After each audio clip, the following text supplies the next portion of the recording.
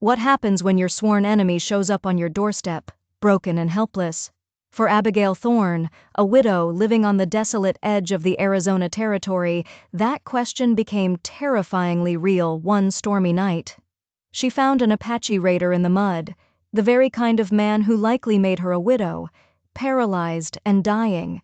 Her conscience screamed at her to save him, but her secret act of mercy would ignite a firestorm of fear and prejudice in her small town. They would discover her secret, and to punish her, they would force her into an unholy union, binding her in marriage to the man she saved. This is the story of a choice that cost a woman her freedom, but might just have saved her soul. The sky over the Arizona Territory had been a bleached, unforgiving canvas for months, but on that late October evening, it had bruised to a violent purple. Abigail Thorne watched from the single window of her small cabin. Her hand rested on the cool, worn wood of the sill her husband William had planed smooth. The wind, a low, moaning thing for days, had finally found its voice. It shrieked through the crags of the Dragoon Mountains. It whipped the rain into horizontal needles that stung the glass. It had been a year since William had been laid to rest. A year since she'd stood in that windswept cemetery behind the cinder chapel and watched them lower him into the hard ground. A fever, Doc Hemlock had said. But Abigail knew in her heart the relentless work and the gnawing worry of this land had hollowed him out long before the sickness took hold. Now she was alone. The cabin, once a haven of shared dreams, felt like a ship adrift in a hostile sea. Its 2 rooms were her entire world, a world of wood smoke, dried herbs, and the faint, lingering smell of William's pipe tobacco that she couldn't bring herself to wash from his woolen coat. The land around her was hers, 160 acres of grit and scrub that William had poured his life into. But without him, it was just a target for the elements, for predators, and for the whispers of men like Corbin Finch in town. Finch looked at a widow's property the way a vulture looks at a dying calf. A crack of lightning split the sky. It illuminated the tormented dance of the mesquite trees for a blinding second. In its wake, a boom of thunder shook the very foundations of the cabin. The milk cow in the small attached lean-to bellowed in protest. Abigail murmured a soft reassurance, though the sound was swallowed by the storm's fury. She turned from the window, her reflection a pale, weary ghost in the glass, and began to light the lanterns. The familiar ritual of securing her home against the night was a comfort, a small act of defiance against the vast, chaotic wilderness outside. She had just finished barring the heavy plank door when she heard it. It wasn't the wind or the rain or the frantic skittering of some small creature. It was a sound that didn't belong, a low guttural groan, almost lost in a gust of wind. Her heart hammered against her ribs. Her first thought was a cougar, wounded and dangerous. She reached for the rifle mounted above the hearth. Its stock was smooth and familiar in her hands. William had taught her to shoot, his patient hands guiding hers. "You don't point and hope, Abby," he'd said. "You become the still point in the middle of the world." She waited, her breath held tight in her chest, the rifle's cold weight a grim comfort. She was the still point now, waiting.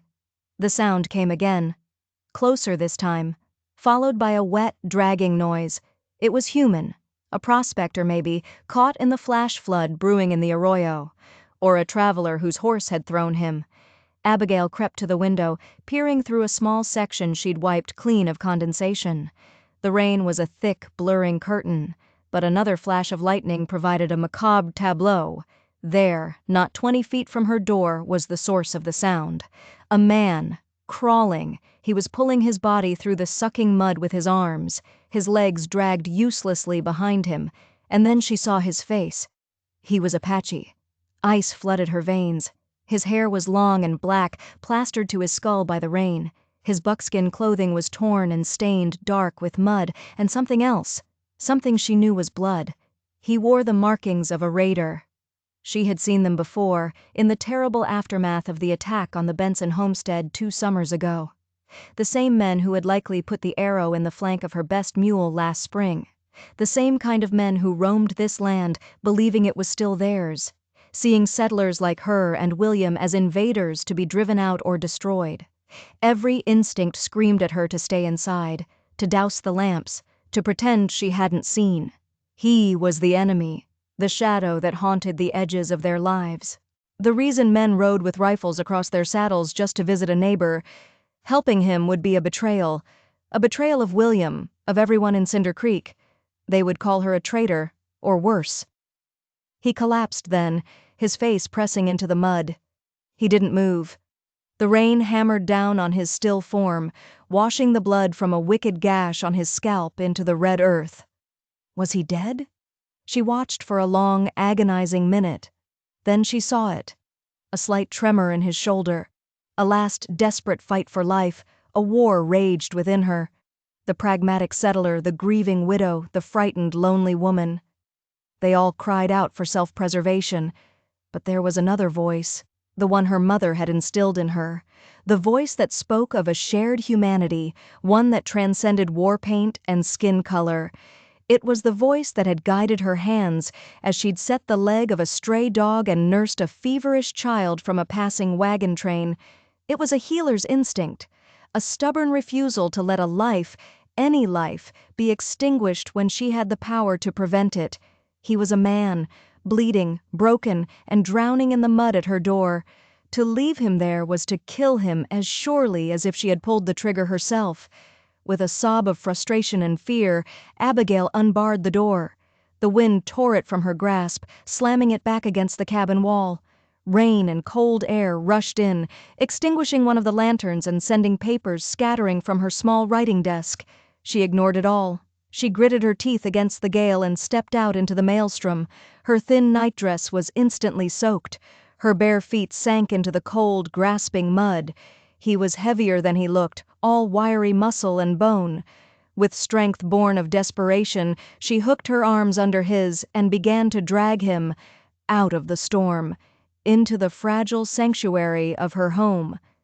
The man was a dead weight, a sodden bundle of humanity that smelled of wet leather, blood, and the metallic tang of the storm. It took every ounce of Abigail's strength to haul him over the threshold and onto the rough-hewn floorboards. She slammed the door against the wind and dropped the bar into place, her lungs heaving, her body trembling from exertion and the icy shock of the rain.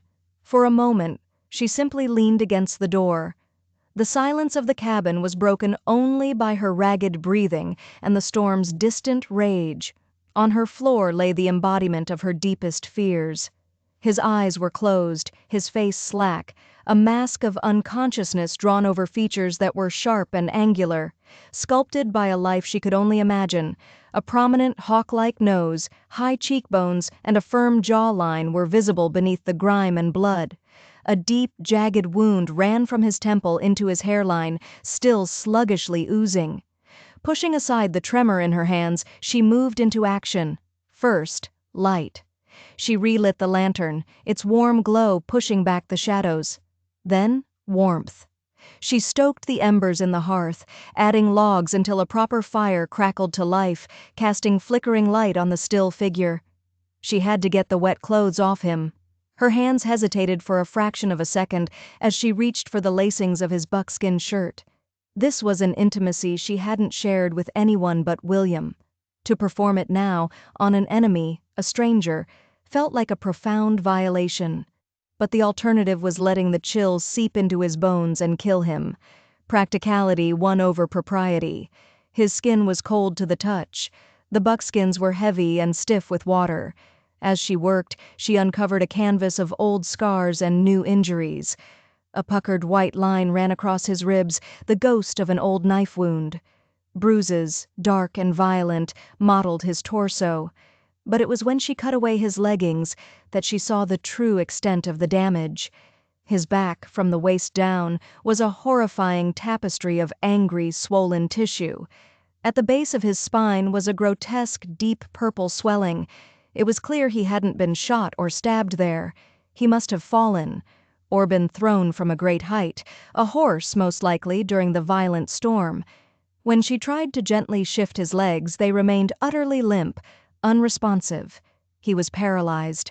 The realization landed in her gut like a stone. He was not a raider lying in wait, feigning injury. He was utterly, terrifyingly helpless. This changed everything. The immediate threat was gone, replaced by a terrible, long-term problem. A problem that was now lying on her floor. Working with a detached efficiency she didn't know she possessed, she cleaned his wounds. She stitched the gash on his head with a fine needle and thread she normally used for mending. Her movements were precise and steady. She brewed a poultice of yarrow to stop the bleeding and crushed willow bark for the fever she knew would come. As she tended to him, she saw the man beneath the warrior. His hands, though calloused, were well-formed. A small, intricately beaded amulet hung on a leather thong around his neck, tucked inside his shirt. A personal item, a connection to a life, a family, a world away from this cabin. She managed to roll him onto a spare cot in the corner, covering him with a heavy wool blanket. She spent the rest of the night watching him, sitting in her rocking chair with the rifle across her lap, caught between the roles of nurse and jailer. He drifted in and out of consciousness, his fevered murmurs a language she didn't understand. His dark eyes occasionally opened, clouded with pain and confusion, before sliding shut again. In those brief moments of lucidity, his gaze would fix on her, not with hatred, but with a wild, cornered animal's weariness. He knew where he was, he knew who she was, and he knew he was powerless. For 3 days the storm raged outside, and a silent, feverish battle was fought within the cabin. Abigail forced broth and willow bark tea between his cracked lips. She kept his brow cool with damp cloths and tended to his wounds. She spoke to him in low, soothing tones, the way one might speak to a frightened horse, not because she thought he understood the words, but because she hoped he would understand the intent. "You're safe for now," she'd murmur, cleaning a wound. "Just rest. The fever needs to break." He never spoke a word. He just watched her. His eyes, dark and intelligent, followed her every move. He watched her cook her meager meals, mend her clothes, and read from her worn Bible by the firelight. There was a fierce pride in that gaze, a refusal to show fear or weakness even in his broken state, but she also saw flickers of something else, confusion, suspicion, and a grudging awareness of his complete dependence on her. A silent covenant was being forged between them, a fragile truce born of necessity. She was his survival. He was her terrible secret. On the 4th morning, the storm had passed. Sunlight, weak but hopeful, streamed through the window. She awoke in the rocking chair to find him awake, his eyes clear for the first time. The fever had broken. His gaze was fixed on her, sharp and assessing. She rose and brought him a cup of water, holding it to his lips. He drank, his eyes never leaving hers. "Can you understand me?" she asked softly. He gave a slight, almost imperceptible nod. "My name is Abigail Thorne," she said, though she didn't know why. He remained silent, his expression unreadable. She gestured toward his legs, her face etched with a question she didn't know how to ask. He understood immediately. A shadow passed over his face, a flicker of raw despair so profound it made her ache. He stared at the blanket covering the lower half of his body as if it were a shroud. He knew. He had known since the moment he tried to stand after the fall. The silence that followed was heavy with all the things they could not say. He was a warrior rendered inert, a man of action, now a prisoner in his own body, and she, a widow who had lost her world, was now the sole keeper of another. She had saved his life, but what kind of life had she saved him for? And in doing so, what had she done to her own? The sun was shining, but the real storm, she feared, was only just beginning to gather. With the end of the storm came the inevitable return of the world. Abigail knew her isolation was temporary. Sooner or later, someone from Cinder Creek would ride out to check on the widow Thorne. Her stomach twisted at the thought. How could she possibly explain the man on the cot in her corner? She thought of him as the stranger. To give him a name would make him too real, too permanent. He was healing, at least from his surface wounds. The gash on his head was closing cleanly, and the color was returning to his face. But the stillness of his lower body was a constant, grim reminder of his predicament. They developed a silent routine. She would help him with his needs, a process that was deeply humiliating for them both. She would avert her eyes, her movements swift and clinical, while a muscle ticked in his jaw, the only outward sign of his mortification. She would feed him the simple stews and breads that she ate, and he would accept them without expression. The tension in the cabin was a palpable thing, a third presence in the room. His pride warred with his helplessness, her compassion with her fear. His eyes were his only voice. They burned with an intensity that unsettled her. Sometimes, when he thought she wasn't looking, she would see him staring at his own legs with a look of such fury and grief that she had to turn away. He never made a sound of complaint, a silence that was more profound than any cry. It was a week after the storm when she saw the rider approaching. Her heart leaped into her throat. It was Corbin Finch. "Get down!" she hissed at the stranger, her voice sharp with panic. "On the floor, now!" He didn't understand the words, but he understood the terror in her tone. With a grunt of effort, he used his powerful arms to slide himself off the cot and onto the floor, pulling the coarse blanket over himself.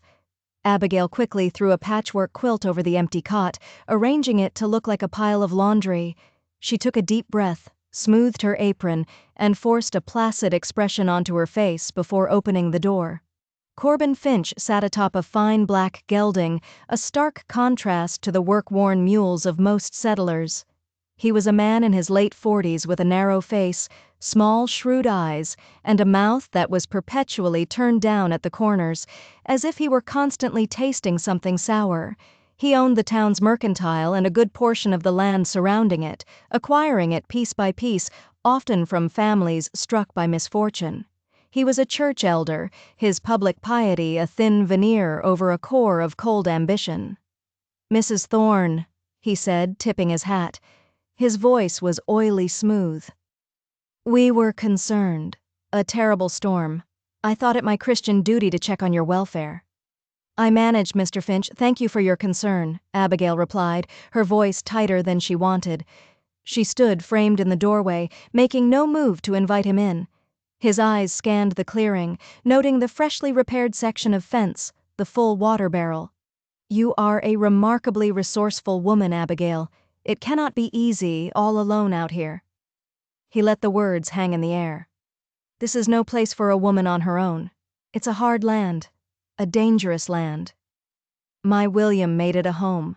I intend to keep it that way." Finch's thin smile didn't reach his eyes. Of course. But sentiment, however noble, does not fill a pantry or guard against predators. His gaze flickered past her into the dim interior of the cabin.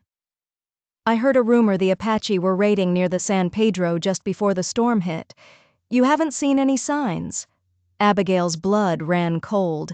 She kept her face a mask of neutrality. "I've seen nothing but rain and mud, Mr. Finch." He swung himself down from his horse, his boots making soft thuds in the damp earth. He walked closer, forcing her to step back into the cabin. He sniffed the air. "I smell yarrow, and something else. Antiseptic." He took a step inside, his eyes sweeping the small room. "Have you had an accident, Mrs. Thorne?" "I cut myself mending the fence," she lied, her heart pounding a frantic rhythm against her ribs. "It's nothing." His gaze fell upon the cot where the quilt was draped. From beneath it, a small corner of the dark wool blanket she'd used to cover the stranger was visible. Finch's eyes narrowed. Before Abigail could react, he strode over and hooked a finger under the quilt, lifting it. The cot was empty. Abigail released a breath she hadn't realized she was holding, but Finch was not deterred. He looked down. Tucked near the leg of the cot, almost invisible in the shadows, was a single dark moccasin. It must have come off when she dragged him inside. It was beaded in a pattern she had not noticed before. Finch bent down and picked it up. He held it between his thumb and forefinger as if it were a venomous snake. He turned it over, his expression hardening into one of triumphant malice. "What is this, Mrs. Thorne?" he asked, his voice dangerously soft. "I found it in the arroyo," she stammered, her mind racing. "Washed down by the storm." He laughed, a dry, unpleasant sound. "Did you now? How fortunate? And the smell of herbs? And the rifle you keep by the door instead of on the mantel? You are a poor liar, Abigail." He took another step closer, his presence filling the small cabin, making it feel claustrophobic and unsafe. "You are harboring one of them, a filthy, godless savage, here, on land consecrated by the sweat of a good Christian man." "You don't know anything," she said, her voice shaking but defiant. "I know what I see, and I know what the good people of Cinder Creek will think when I tell them." He dangled the moccasin in front of her.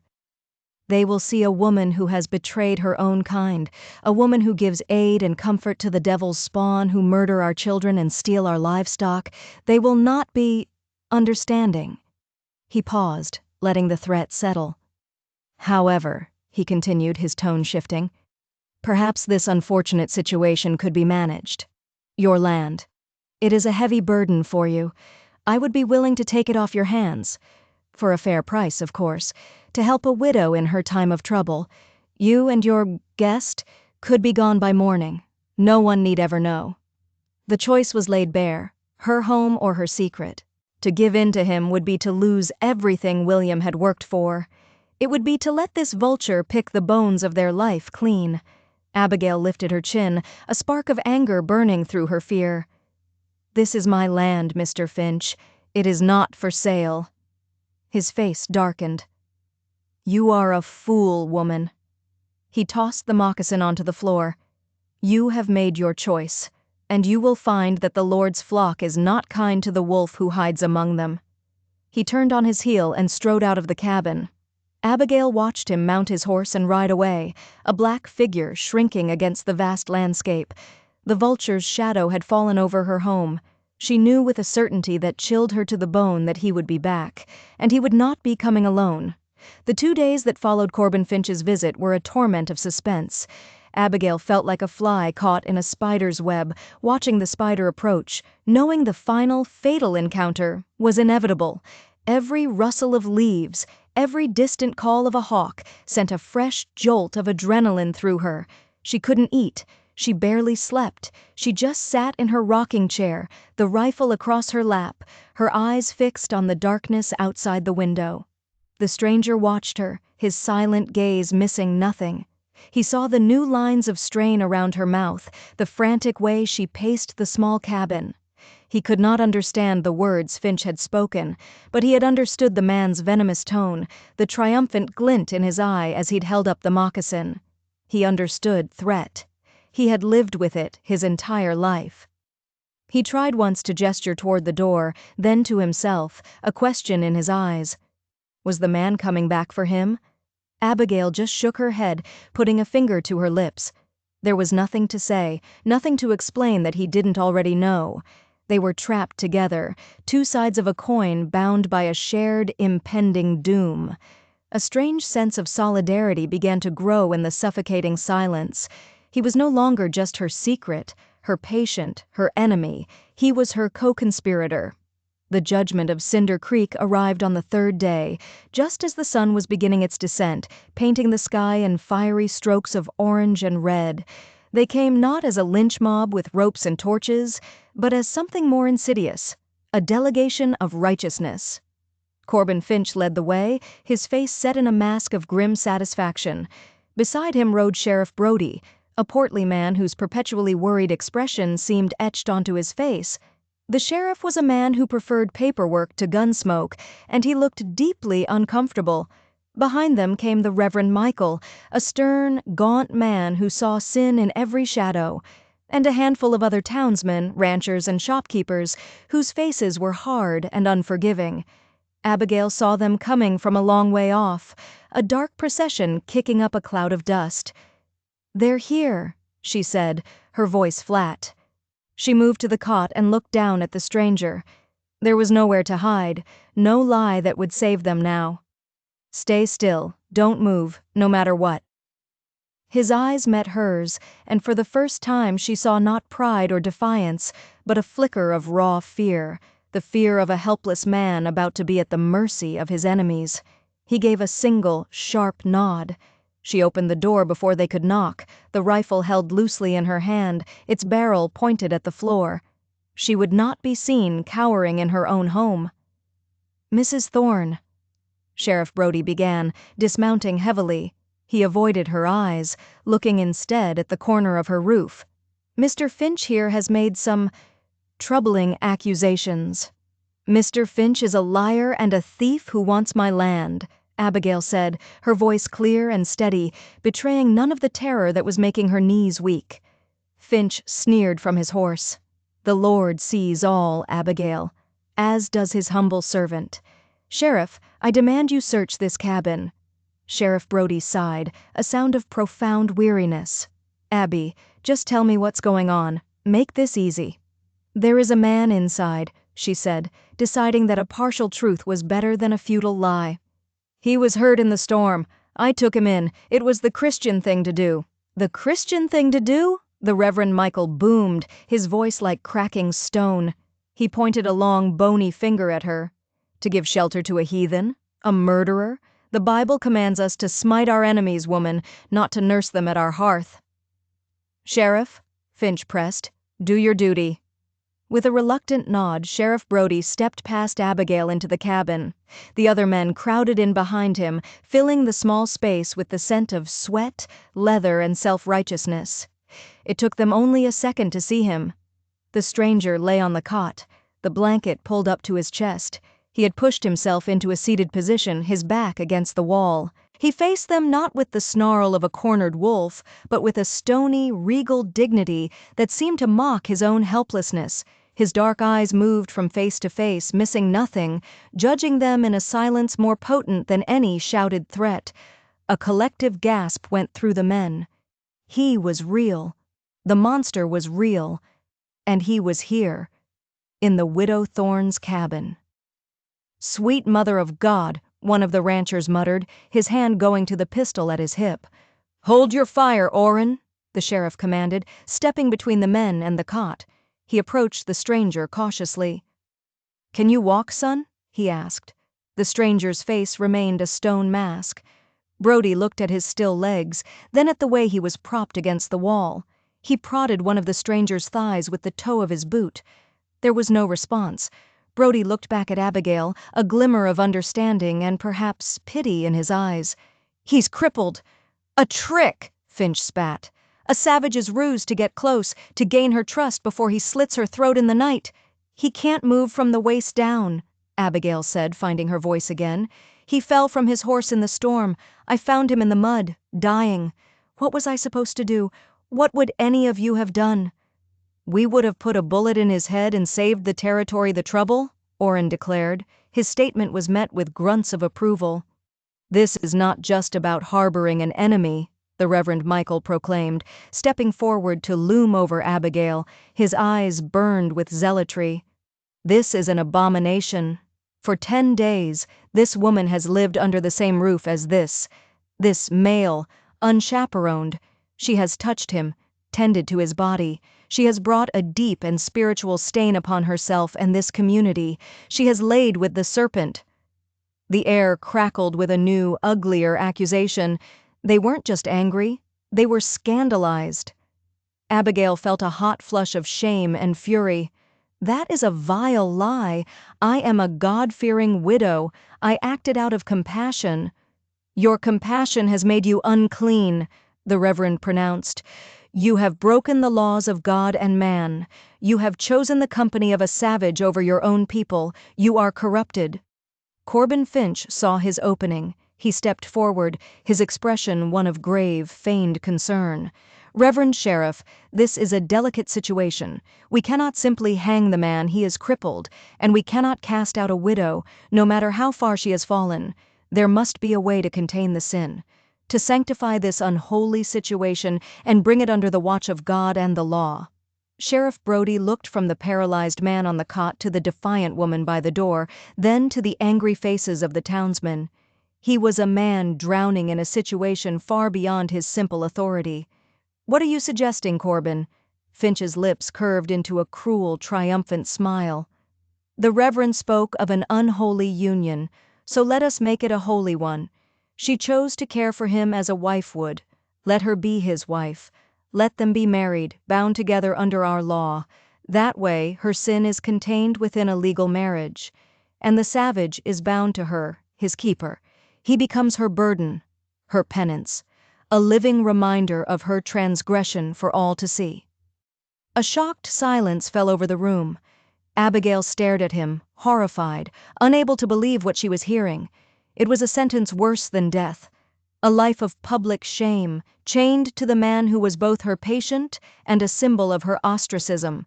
It was a brilliant, wicked solution. It would punish her, neutralize the threat of the Apache, and leave her so thoroughly disgraced that she would eventually be forced to sell her land to the only man who would dare to associate with her, Corbin Finch himself. The Reverend Michael stroked his chin, his severe face thoughtful. A perverse penance, but perhaps a fitting one, to bind the sinner to her sin. Yes, I see the Lord's justice in this. Abby, Sheriff Brody pleaded, his voice low, don't make me do this. Sign over your land to Finch. Leave the territory. It's the only other way. Abigail looked at the faces surrounding her. Finch's smug triumph, the Reverend's righteous fury, the other men's fear and suspicion. Then she looked at the cot. The stranger had understood. She could see it in his eyes. The stony mask had finally cracked, replaced by disbelief and a dawning horror. They were going to chain him to this white woman, to this place, for the rest of his life. To lose her land was to lose the last piece of William.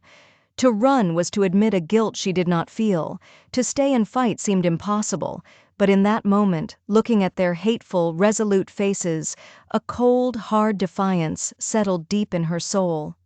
They wanted to break her. They wanted to see her grovel. She would not give them the satisfaction.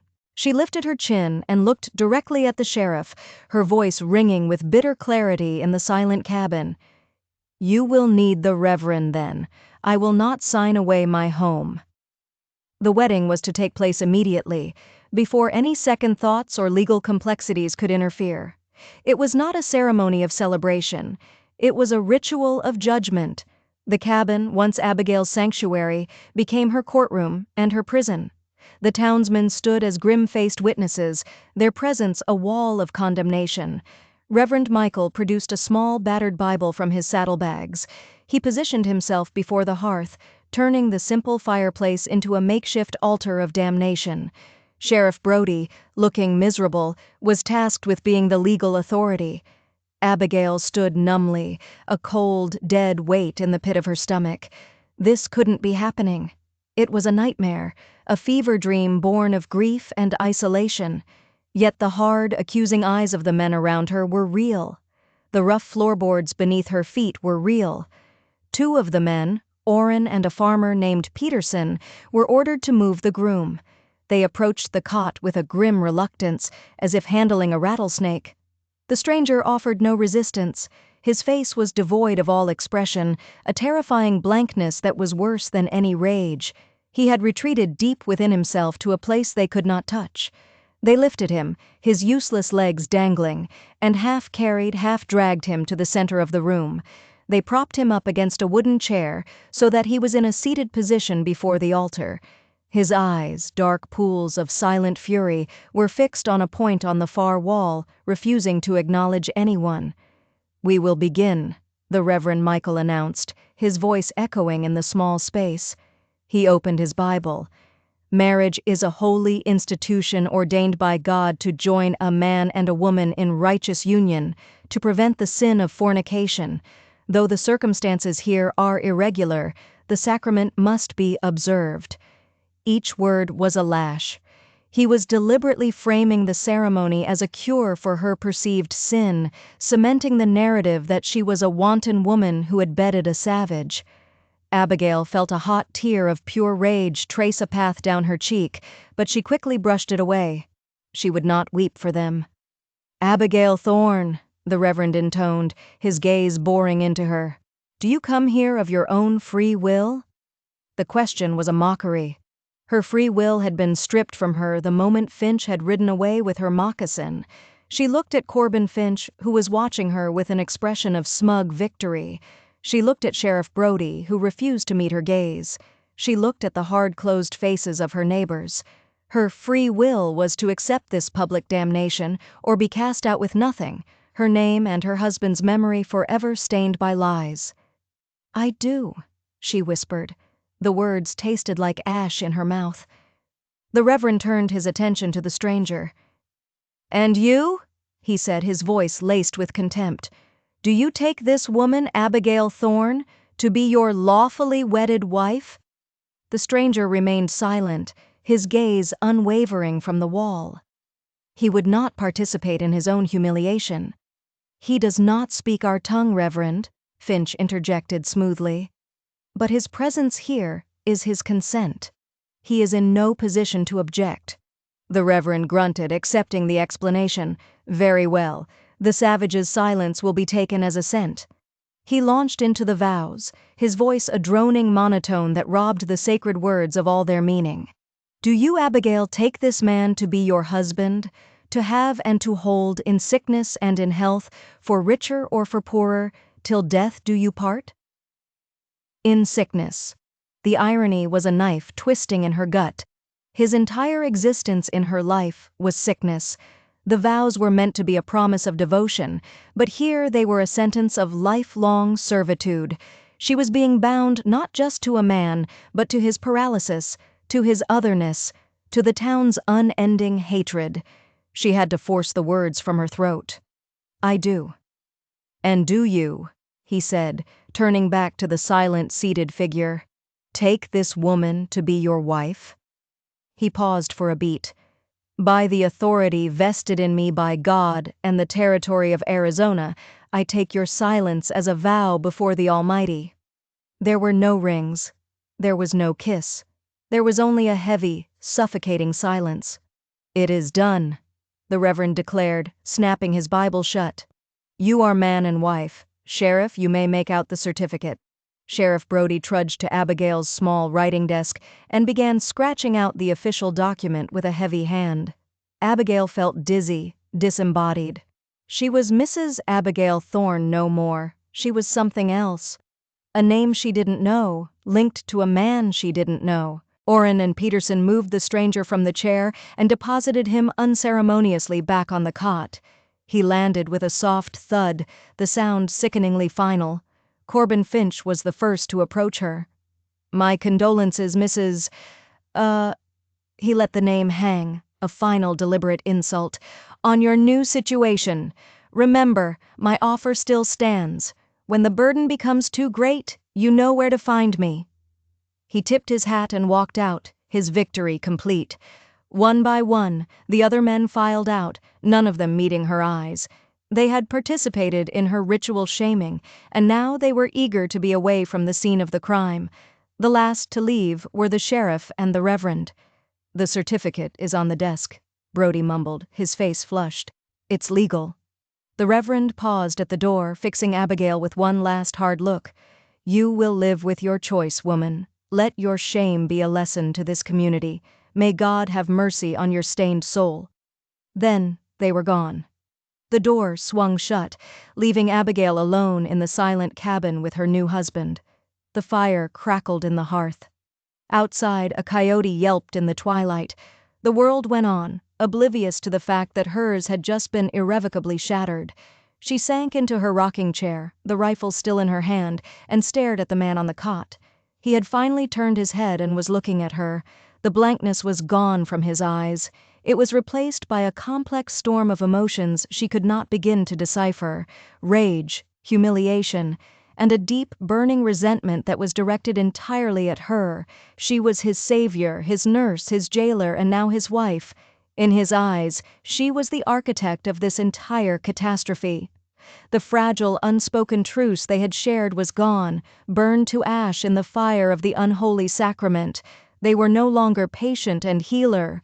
They were prisoner and guard, bound together in a cage built of lies and sanctified by law. The days that followed the wedding were heavier and more silent than any that had come before. The cabin, already small, seemed to shrink further, its walls pressing in on them, thick with resentment. Abigail felt like a ghost in her own home. She cooked, cleaned, and tended to the small garden, her movements mechanical, her mind a numb fog of disbelief. She was a wife again.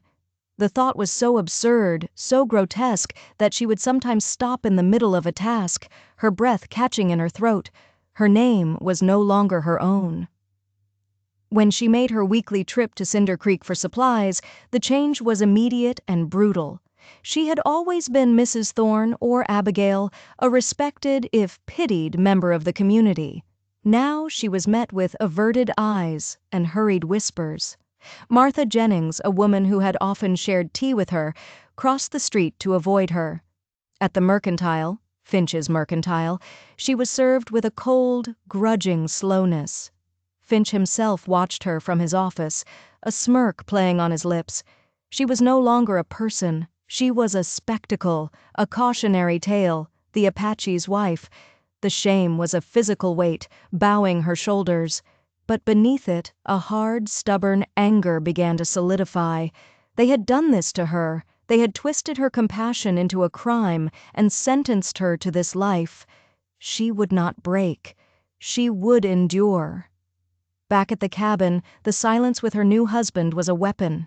He refused to look at her, turning his face to the wall whenever she approached. He would accept the food she gave him, but his movements were stiff with anger.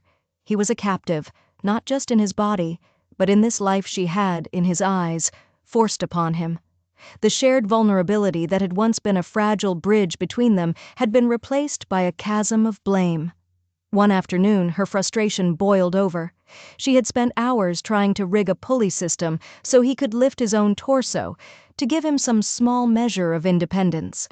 After she had finished, she stood back, proud of her work. "There," she said, her voice raw. "That should help." He stared at the rope and wood contraption with cold contempt, and then deliberately turned his back on it. Something inside Abigail snapped. "Fine! Don't use it! Lie there and hate me! Do you think I wanted this? Do you think I chose this life? They did this to us! That man! Finch! The others! They trapped us! Both of us!" She was speaking English, and she knew he wouldn't understand the words, but the torrent of emotion, the sheer force of her despair, broke through the barrier of language. He turned his head slowly, his eyes locking with hers. For the first time, he saw past his own humiliation, and saw hers. He saw the tracks of tears on her dusty cheeks, the tremor in her hands. He saw that she was as much a prisoner as he was. The anger in his eyes softened, replaced by a flicker of grudging comprehension. He reached out and with a deliberate, powerful motion, pulled on the rope she had made. He lifted himself an inch off the cot, then lowered himself back down. It was a small movement, but it was an acknowledgement, an armistice, the beginning of something new. From that day on, the ice began to thaw. The silence remained, but it was no longer hostile. It became a shared space of observation. He watched her hands as she kneaded bread or stitched a patch onto her dress. She watched him as he used the pulley to exercise his arms, his torso muscles cording with effort.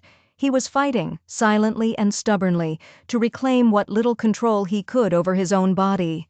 One evening, as she sat cleaning her rifle, he made a small gesture with his hand, mimicking the cleaning motion, and then pointed to himself. It was a question. She hesitated for a moment, then slid the heavy gun and the cleaning kit across the floor to him. He took it, his movements economical and expert. He disassembled the weapon with a familiarity that told her he had spent his life with tools of war. As he worked, she saw not a savage, but a man with skills, with knowledge, with a past. They began to communicate through gestures and a handful of shared words. Water, food, pain.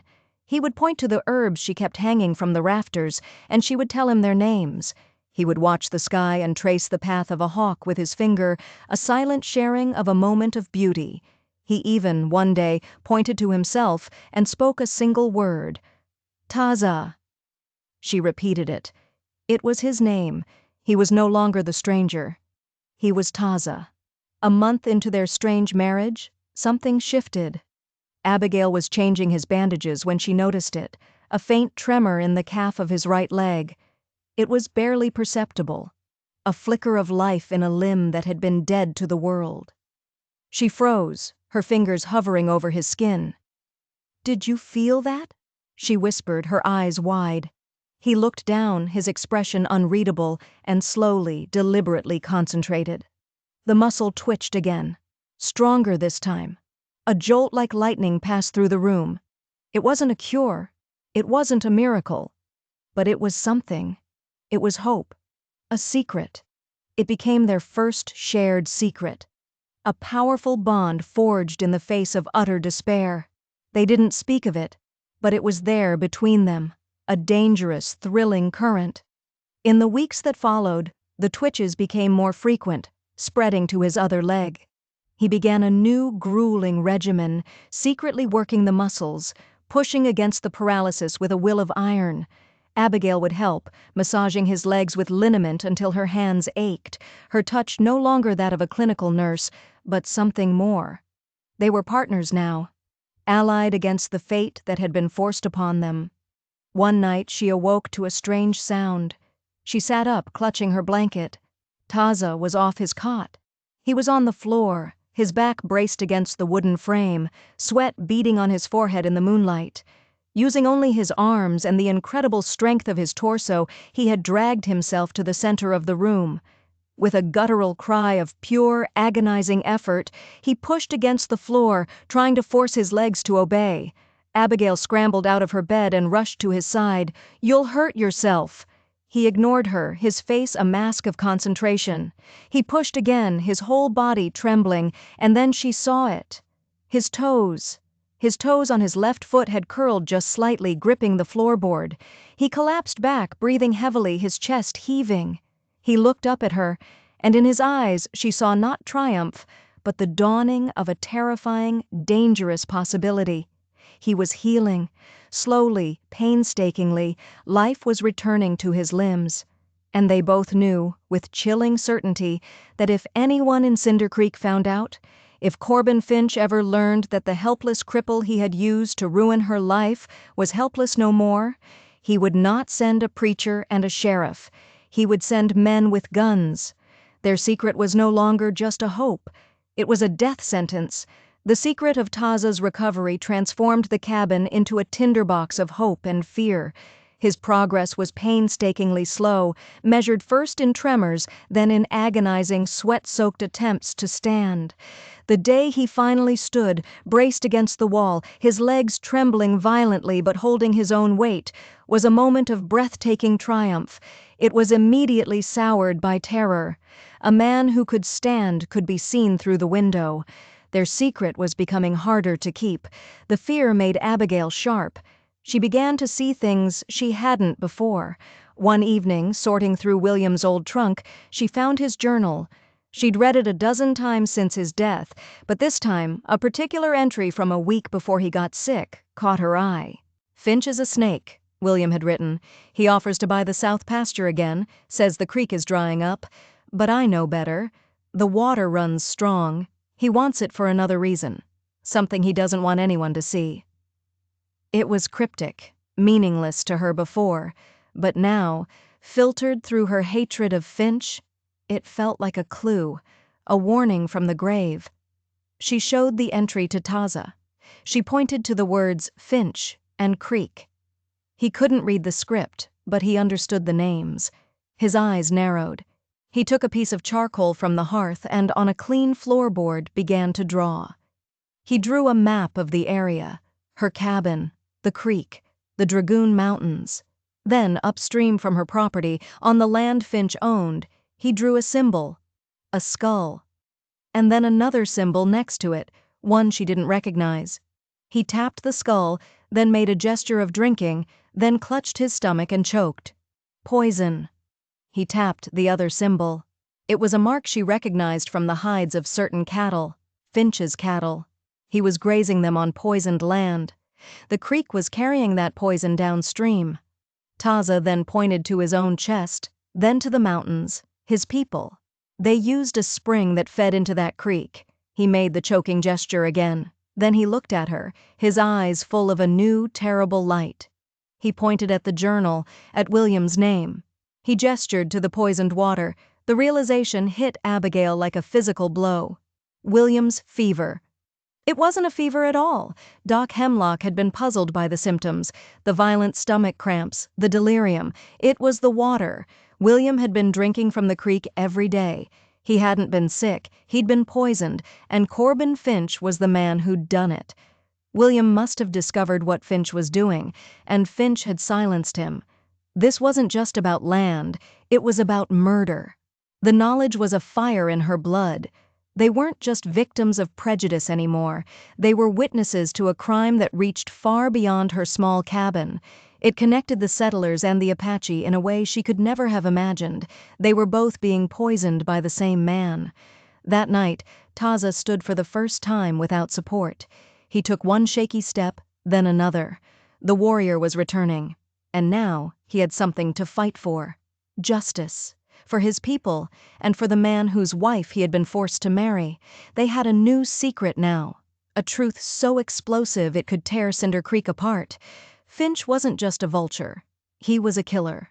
And he'd do anything to keep his secret buried, but he didn't know that his two biggest threats were living under the same roof, getting stronger every day and plotting his downfall. The game had changed. Finch's patience ran out at dusk 3 days later. Abigail saw them coming. Finch and two hard-faced men she didn't recognize. They weren't riding casually. They were riding for a purpose. "He knows," she said, her voice low. Taza was on his feet, leaning against the table, but he straightened up, his hand closing around the heavy iron poker from the hearth. The plan they had been formulating, to get word to the territorial marshal in Tucson, was gone. The fight was coming to them. Finch burst through the door without knocking, his rifle held ready. His eyes widened as he saw Taza standing, defiant and tall. "Well, well," Finch sneered, a flicker of genuine shock in his eyes. "A miracle. It seems our savage has found his legs." He raised his rifle. "Just another infestation we're here to cleanse." But Abigail was faster. She had been waiting for this moment.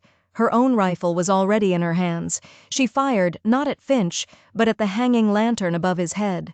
The glass shattered, plunging the room into a chaos of flickering firelight and dancing shadows. In the same instant, Taza threw the poker. It spun through the air, striking one of the hired guns in the shoulder with a sickening crunch. The man screamed and dropped his weapon. Abigail chambered another round and fired again, the bullet tearing through the other man's thigh. He collapsed, howling. In the confusion, Finch lunged, not at Taza, but at her. He was a snake, and he knew where the real venom was. He knocked the rifle from her grasp, and they crashed to the floor. His face, illuminated by the fire, was a mask of pure rage. He pinned her, his weight crushing the air from her lungs. "You should have sold the land, you foolish woman," he snarled, raising the butt of his rifle to bring it down on her head. Just as he swung, a shape launched itself from the hearth. It was Taza. With a warrior's cry, a sound of pure, liberated fury, he tackled Finch. It was a desperate act of will and recovering strength, and it was enough. They crashed to the floor in a tangle of limbs. The front door flew open. Sheriff Brody stood framed in the doorway, his pistol drawn, his face pale in the firelight. He'd been riding out to check on a rumor of armed strangers and had been drawn by the shots. He took in the scene in a single, horrified glance. The two wounded men on the floor, Abigail struggling for breath, and Corbin Finch, the town elder, locked in a death grip with the Apache he had claimed was a helpless cripple. "Drop it, Corbin," Brody commanded, his voice cutting through the chaos. "It's over." The truth once revealed could not be unseen. As Doc Hemlock treated the wounds of Finch's men, the full story came tumbling out. They were hired guns, paid to eliminate a problem. Under Sheriff Brody's questioning, their story crumbled, leading back to Finch. And when Abigail, her voice shaking with rage, told the sheriff about William's journal and the poisoned creek, everything clicked into place. Cinder Creek was forced to look at its own reflection, and it did not like what it saw. They had been so blinded by fear and prejudice that they had allowed a wolf to lead their flock. There were apologies, of course. awkward, mumbled words from people who now saw Abigail not as a traitor, but as a victim who had fought back. But the apologies could not erase the shaming. They could not change the certificate filed in the town hall. Abigail and Taza were still man and wife. The threat was gone, but the scars remained. They were no longer outcasts to be feared, but they would never truly belong. Their story was too strange, their union too controversial. One cool morning, a month after the fight, they packed a mule with what little they owned. Taza, now able to walk with the help of a sturdy cane, stood beside her. He was still a long way from the warrior he had once been, but he was no longer a prisoner. They looked at the small cabin one last time, a place of terror and salvation. Then they turned west, toward the setting sun and an unknown future. They were a strange pair, a settler widow and a recovering Apache warrior, bound not by law or religion, but by a shared crucible of survival, respect, and a quiet, unspoken understanding that was more powerful than any vow. If their journey from enemies to allies, a testament to the strength of the human spirit in the face of hatred, has captured your imagination, please help us share it. Click the like button, share this video with fellow lovers of history and drama, and subscribe to the channel for more untold stories from the wild heart of the West. Your support allows these echoes of the past to be heard. Thank you for listening.